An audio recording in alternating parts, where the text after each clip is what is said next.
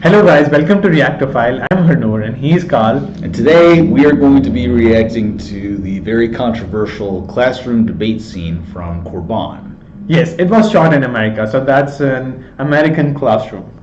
Yes, so Allegedly. Yeah. Allegedly. All right. I'm ready. I can't wait for this.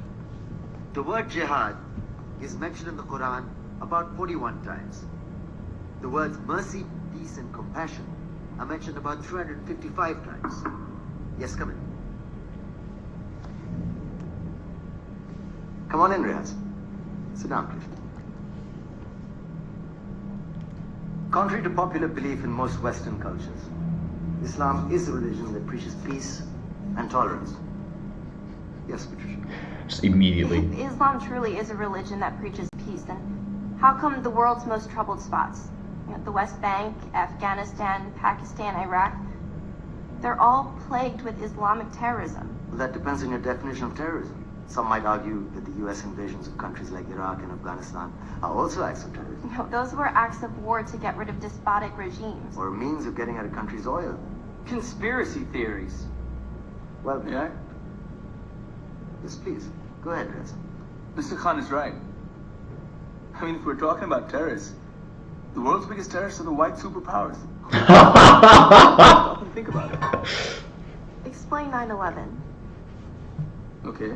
Conspiracy. It was a conspiracy. Bush did Do you it. know how many people died in the Twin Towers strike? Around 3,000. And do you have any idea how many people died in the bombing of Afghanistan? Take a wild guess. More than 15,000 people died. He's prepared. And that's just conservative figures. About 50,000 tons of explosives were dropped on innocent civilians. Men, women, children. Yeah, but that was because of the Taliban. Now that you brought it up, did you know that the Taliban was a creation of the CIA? To fight the Russians. Whatever. They were still harboring terrorists. Yeah, right. Well- Terrorists that were never found. Just like the weapons of mass destruction that were never found in Iraq. Do you want to get into the death toll in Iraq? It's really the Mujahideen. And then the 500,000 Taliban came from civilians that. and But counting. it's fine. It's the same thing. And what do Britain and America say when they don't find these weapons? It's simple. They just say sorry. And still refuse to relinquish control of these countries. What are you trying to say? What I'm trying to say is that just because you're American, wear a fancy suit, and call yourself the president, doesn't make you any less of a terrorist. I'm saying that if you don't stop meddling in other people's countries, you will face a backlash. If Muslims like you feel that way, then why don't you get out of our country? As soon as you promise to leave ours. LOL. Not true. But interesting. This reminds me of the other classroom scene. But I want to ask you this, just the context of this. This is an Indian movie, is it not? This is Yeah. an Indian movie? Okay. So, yeah, fun fact. I actually lived in Egypt during the American occupation of Iraq. So I am no stranger to these kinds of conversations and discussions. It strikes me immediately that the girl is portrayed to be horribly antagonistic. Of course, there's no context for the scene that we have seen, so I don't know if this is a character that has any other significance in the movie. I assume not, but what do I know? I mean, maybe she's a very important character.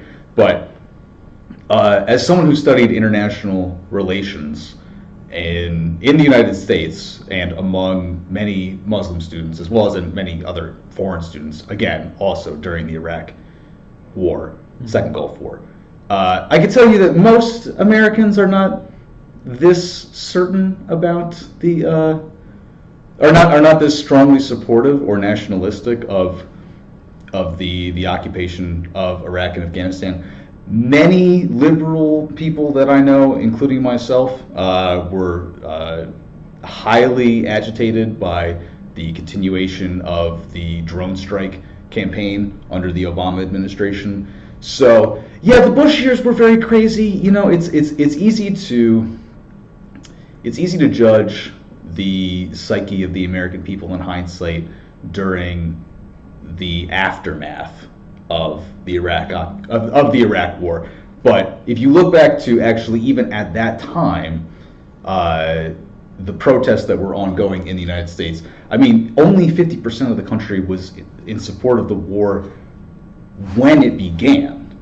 So I think it's not the fact that the movie portrays the discussion as being very one-sided, as white versus Muslim, is, well, it's racist.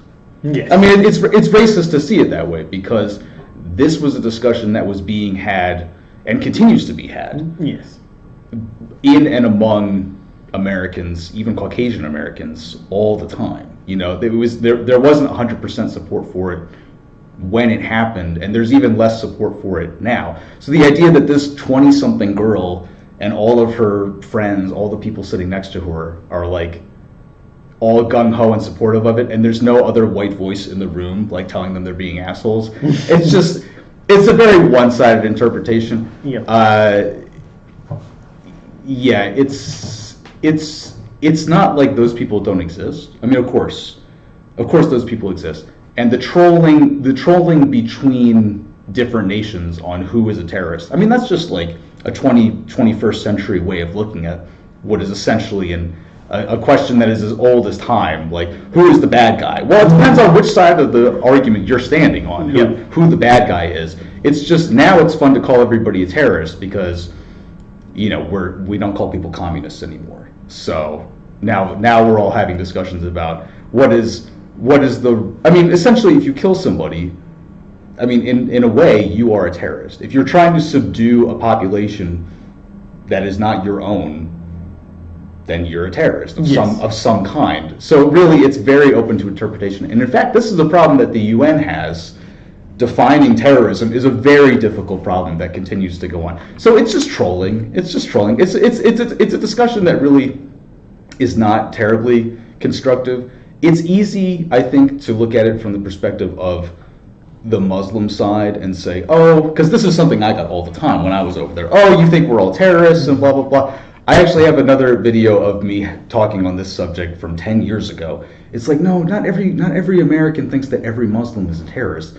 But if from the perspective of the Muslim, the solution of Muslims in general, the solution to some minority of the Western world seeing Islam in that light is to cast into question the idea of what is a terrorist. That is not particularly constructive, because really what you're doing is you're just further polarizing the argument. What you should be doing is showing them that you are a person and interacting with them like a normal human being, and befriending them and showing them that it is not the case that all people of one particular religion or ethnicity behave in a given particular way. Getting butthurt about it and making them defensive about what is the definition of a terrorist is not constructive. But yeah, I mean, mostly the takeaway for me is that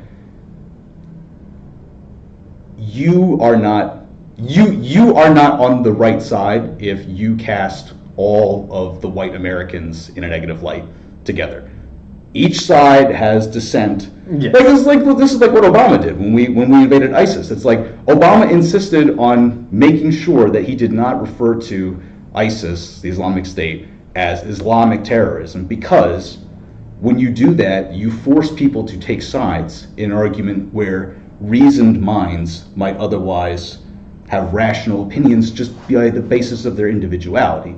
But when you say, oh, all Americans are this way, or all Muslims are this way, then you're really just contributing to the problem. So, yes. Yeah, I can see why it's controversial. It's getting me heated. But I think that the perspective that we all should take away from this is that there is an active conversation in white America about the virtues of Islam, and there should also be an equal conversation on the side of Muslims all over the world to say that, you know, it's important to remember that not all Americans are the same. So, yeah. Yes, what I feel that no one is perfect and you cannot judge a book by its cover. Yes, that's all I have to say. So that's it for today. Thank you for watching. Please don't forget to subscribe, and we will see you guys in the next one. Namaste. Goodbye.